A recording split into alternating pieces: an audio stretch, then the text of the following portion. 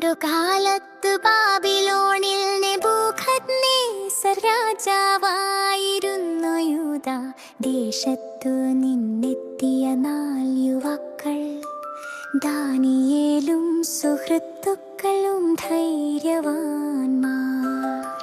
ഹനന്യാവും മീശായേലും അസറിയാവും ദൈവത്തിൽ ഉറച്ച വിശ്വാസത്തോടെ രാജാവ് അവരെ ഭജിപ്പിക്കുവാൻ കൽപ്പിച്ചു, രാജഭക്ഷണം നൽകി വളർത്തുവാൻ. പുതിയ പേരുകളും രാജവീഞ്ഞും ലഭിച്ചു. എന്നാൽ അവർ ദൈവത്തെ തിരഞ്ഞെടുത്തു. നമ്മുടെ ശരീരം ദൈവത്തിൻ്റെതാണ്, അവനെ നിരാശപ്പെടുത്തില്ല ഞങ്ങൾ.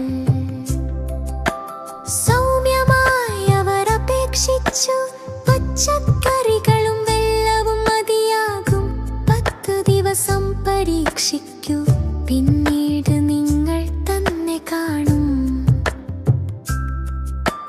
10 ദിവസങ്ങൾ കഴിഞ്ഞപ്പോൾ അവർ ആരോഗ്യത്തിലും ശക്തിയിലും മുന്നിൽ. ദൈവം അവരോടൊപ്പം നിന്നു, വിശേഷ ജ്ഞാനവും ബുദ്ധിയും നൽകി. സ്വപ്നങ്ങളും രഹസ്യങ്ങളും അവർ മനസ്സിലാക്കി. മറ്റുള്ളവരെക്കാൾ വളരെ മെച്ചം ദൈവത്തെ അനുസരിക്കുന്നവർക്ക് അവന്റെ അനുഗ്രഹം ഉറപ്പാണ്. ഒരു രാത്രിയിൽ രാജാവ് ഭയത്തോടെ ഉണർന്നു.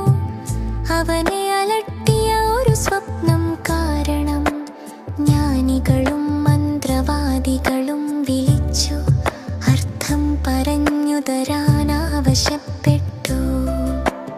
എന്നാൽ ആരും അറിയില്ലായിരുന്നു ആ രഹസ്യം തുറന്നു പറയാൻ.